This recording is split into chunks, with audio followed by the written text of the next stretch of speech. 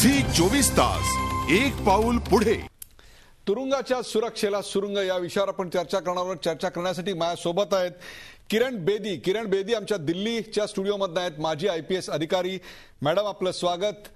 त्या तिहार जेलच्या पूर्वी तुरुंग अधिकारी होत्या. माझ्यासोबत आहेत सुधाकर सुराडकर. सर आपलं स्वागत. सुधाकर सुराडकर हे माजी पोलीस महानिरीक्षक आहेत. माझ्यासोबत आहेत ॲडव्होकेट निलेश पावसकर, ज्येष्ठ कायदेतज्ञ. आणि त्याचबरोबर नाशिकच्या स्टुडिओमधनं आहेत KP जाधव, माजी तुरुंग उपनिरीक्षक. या चौघांचंही आपण स्वागत करणार आहोत. सर्वप्रथम पाहूया आजचा रोखठोक प्रश्न. आजचा रोखठोक प्रश्न आहे, रामसिंगच्या आत्महत्येला तुरुंग प्रशासनाचा निष्काळजीपणा कारणीभूत आहे का? प्रश्न पुन्हा एकदा ऐका. रामसिंगच्या आत्महत्येला तुरुंग प्रशासनाचा निष्काळजीपणा कारणीभूत आहे का?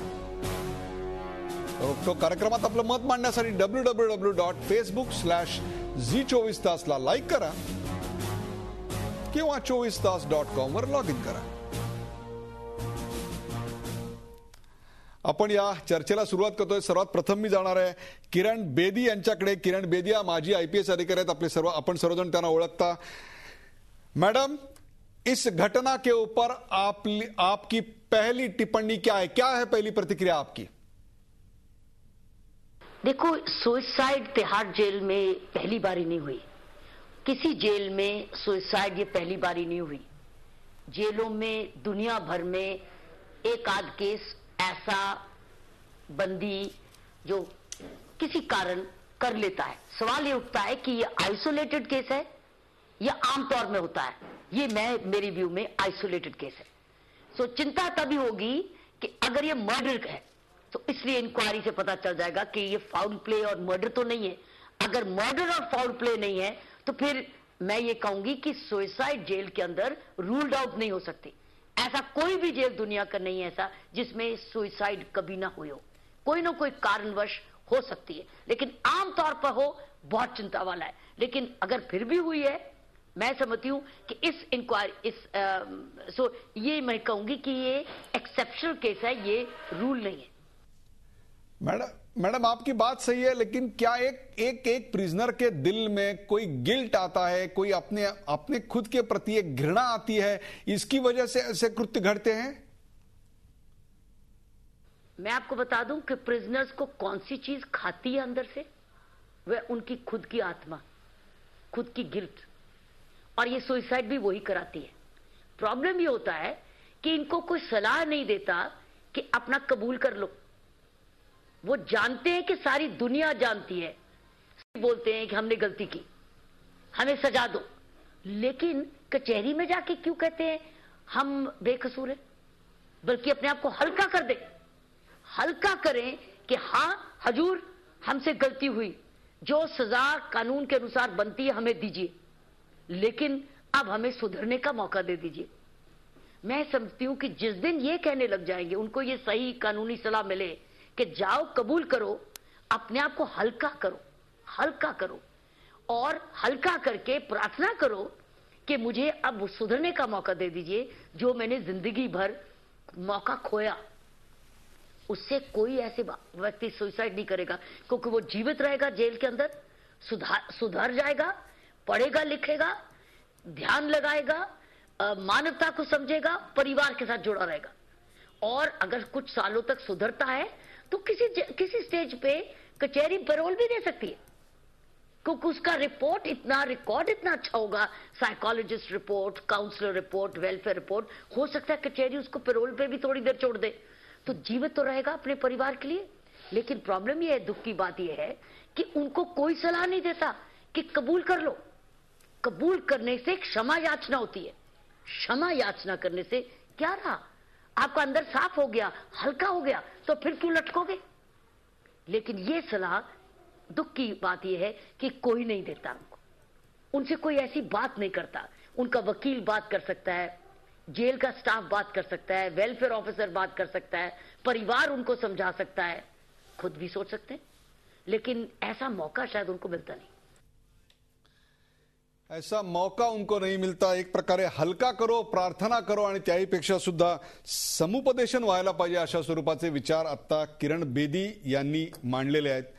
आपण या चर्चेला सुधाकर सुराडकरांना पहिला प्रश्न विचारण्याआधी माझं एक ऑब्झर्वेशन तुम्हाला सांगतो. जरूर सांगा. बांद्र्याच्या एका विदेशी तरुणीवर बलात्कार झाला, त्याची केस मला आठवते. त्याच्यामधला जो आरोपी होता, जो 4थ्या मजल्यावर चढून गेला, त्या आरोपीला याआधी अशाच प्रकारच्या अनेक घटनांमध्ये पकडलेलं होतं. बरोबर. तोची सुटका झालेली होती, कायद्यातल्या ढिसाळपणामुळे झालेली होती. त्यांनी पुन्हा गुन्हे केले. तर मग अशा प्रकारचे घृणास्पद गुन्हे करणाऱ्या माणसाला अशा प्रकारे किरण बेदी म्हणतात त्याप्रमाणे सुटका मिळायचा अधिकार तरी द्यायला हवा का? मी असं म्हणेन की प्रत्येक माणसात सैतान, हैवान आणि देव दोन्ही असतात. यांनी जी आत्महत्या केली, कारण मी बरेचसे आत्महत्या केलेले प्रकरण पोलीस लॉकअपमधले बघितलेले आहेत. इथे तर कमी लोक होते, जिथे 15-20 लोक आहेत तरी आत्महत्या झाल्यानंतर उघडकीस येतं. तर त्यामुळे एकंदरीत परिस्थिती बघता मला तर खात्री वाटते की आत्महत्याच आहे. दुसरं मी असं म्हणेन की त्याच्यातल्या हैवानाची त्यातला माणूस जागा झाला आणि त्यांनी वध केला. तर यामुळे मला वाटतं एक फारसं सिरियसली घेण्यासारखं प्रकार हे मला वाटत नाही. किरण बेदींनी जे सांगितलं ती फार आदर्शवत गोष्ट आहे. तसं झालं तर फारच चांगली गोष्ट आहे. पण आजच्या काळात तसं होऊ शकेल का हे फार संशय येतो. कारण इतका वेळ कोणाला आहे? जिथे त्याच्या आईवडिलांनी जर त्याचं संगोपन व्यवस्थित केलं असतं तर त्यांनी असं केलंच नसतं. मग आपण मुळातच गेलो तर शेवटी ह्या ज्या गोष्टी आहेत तिथे प्रत्येकाची काहीतरी जबाब होते. आईवडिलांना हे म्हणणं ठीक आहे की त्याचा खून केला, अरे पण त्यांनी जो बलात्कार ज्या तऱ्हेने केला हा तो असा का घडला? समाजाचा भाग आहेच आहे, पण आईवडिलांचा पण त्यात भाग आहेच, कुटुंबाचाही एक भाग आहे, नक्कीच मित्रांचाही आहे. परंतु हाच प्रश्न घेऊन जातोय मी KP जाधव सरांकडे. KP जाधव सर, मला तुम्ही सांगा, कुठल्या कारणांमुळे कैदी हा अशा प्रकारचा टोकाचा आत्महत्येचा निर्णय मनात घेऊ शकतो आणि तो मनात आलेला निर्णय सत्यात उतरवू शकतो? आतापर्यंत आपण जर सर बोला, आवाज येत नाही तुमचा, पण हां, तर आतापर्यंत जर संपूर्ण जर अभ्यास केला आपण आत्महत्येबद्दलचा, तर एकच गोष्ट आपल्याला लक्षात येतं की आरोपी फक्त पहिल्या काही काळातच, म्हणजे 1 महिना 2 महिने 3 महिने लॉकअपमध्ये असो नाही तर जेलमध्ये गेलेला असो, तो त्या काळातच आत्महत्या करतो. नंतर एकदा सेटल झाला की नंतर आत्महत्येचं प्रमाण कमी होऊन जातं, कमीच कमी, म्हणजे नाहीच्या बरोबरच. जुन्या कैद्यांनी कधी आत्महत्या केलेली नाही, परंतु नवीन दाखल केलेल्या कैद्यांनीच आत्महत्या केलेली. याचा अर्थ त्याच्यावरच्या एक गुन्ह्याबद्दलचा समाजामध्ये, कुटुंबामध्ये जे अवहेलना होणार आहे, माझी तिरस्काराची भावना निर्माण होणार आहे, याच्याबद्दल एक थोडंसं न्यूनगंड तयार होतं आणि तो आत्महत्या प्रवृत्तीकडे वळतो, असं एक मला वाटतं.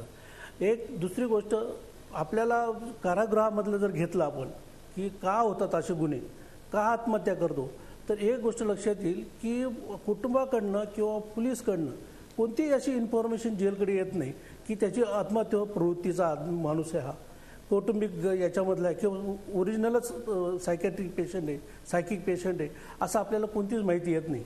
आणि त्यामुळे तो ज्यावेळेस कारागृहामध्ये दाखल झाल्यानंतर अबनॉर्मल बिहेवियर करतो, मग त्यामुळे त्याला ऑटोमॅटिकली इतर कैद्यांपासून बाजूला करावं लागतं.